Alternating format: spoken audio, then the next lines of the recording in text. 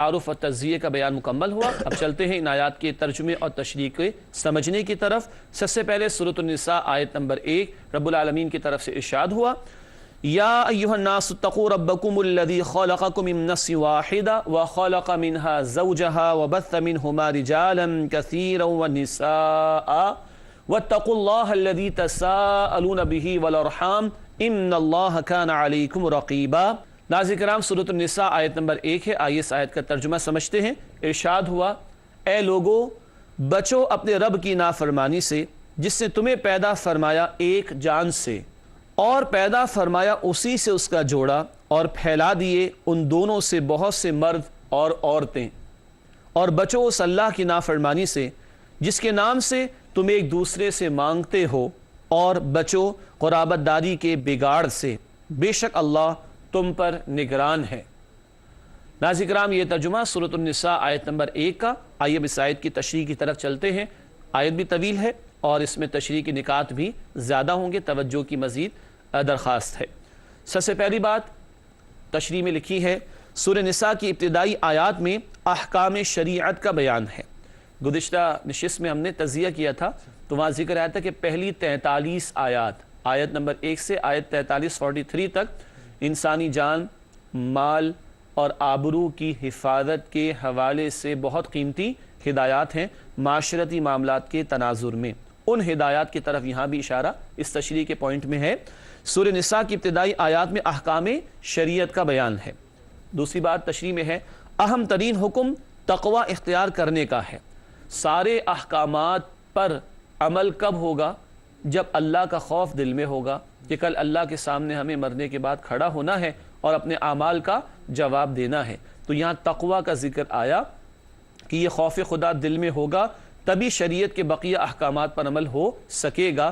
तक़वा का मतलब क्या है? दिल में अल्लाह का खौफ होना। सूरह आल इमरान में भी तफसील आ चुकी है। नाज़रीन किराम, आपको याद होगा तक़वा के मानी बचने के हैं, गुनाहों से बचना, रब की नाफरमानी से बचना, ये खौफ रखना कि बहरहाल अल्लाह हमारी नीयत, हमारे कौल और हमारे अमाल को जानता है और कल मरने के बाद अल्लाह के सामने खड़े होकर अपनी ज़िंदगी का हमें हिसाब देना है। अल्लाहुम्मा हासिबना हिसाबन यसीरा, ए अल्लाह हम सब के हिसाब को आसान फरमा। अहम तरीन हुक्म तक़वा इख्तियार करने का है। अगला नुक्ता है इस आयत के हवाले से, इस आयत को रसूलुल्लाह सल्लल्लाहु अलैहि वसल्लम खुतबा निकाह में तिलावत फरमाते थे। इंशाअल्लाह आप जब इस मरहले पर पहुँचेंगे तो आप भी इन आयात को ख़तीब साहब जो भी होंगे वो सुनाएंगे।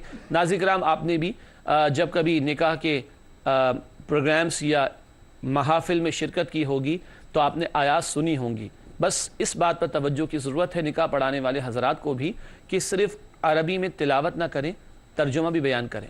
जुम्मे के दिन खुतबा अरबी में होता है लेकिन तकरीर मकामी ज़बान में होती है। पाकिस्तान में बहुत से इलाकों में उर्दू में होगी, कुछ इलाकों में पंजाबी में होगी, मुल्क से बाहर कुछ इलाकों में इंग्लिश में होती है। क्यों?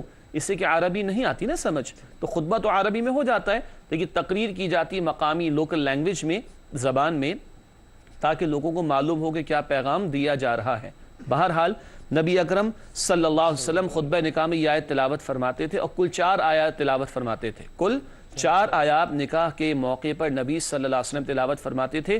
और ये भी नोट कीजिएगा कि 4 आयतों में 4 मरतबा तक़वा का जिक्र है। 4 आयतों में 4 मरतबा तक़वा का जिक्र है। इस आयत में जो हम पढ़ रहे हैं 2 मरतबा तक़वा का जिक्र आया। कितनी मरतबा? 2 मरतबा। मजीद कौन सी आयत है? एक हम पहले भी पढ़ चुके हैं, सूरह आल इमरान आयत नंबर 102, जिससे ईमान वालों से खिताब शुरू हुआ था सूरह आल इमरान की 11वें रुकू से। नाज़रीन किराम, आप भी नोट कीजिएगा, सूरह आल इमरान आयत नंबर 102 और फिर ये सूरह निसा की आयत नंबर 1, फिर सूरह अहज़ाब आयत नंबर 70 और 71। 4 हो गई।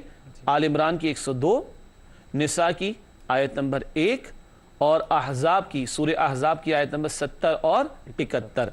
ये 4 आयतें हैं जो खुतबा निकाह के मौके पर नबी पाक सल्लल्लाहु अलैहि वसल्लम तिलावत फरमाते और इनमें 4 मरतबा तक़वा का जिक्र आया है। तो खौफ खुदा बुनियाद है मामलात को दुरुस्त रखने के लिए। इस वजह से भी आप सल्लल्लाहु अलैहि वसल्लम ये आयात निकाह के मौके पर कि ज़िंदगी का नया दौर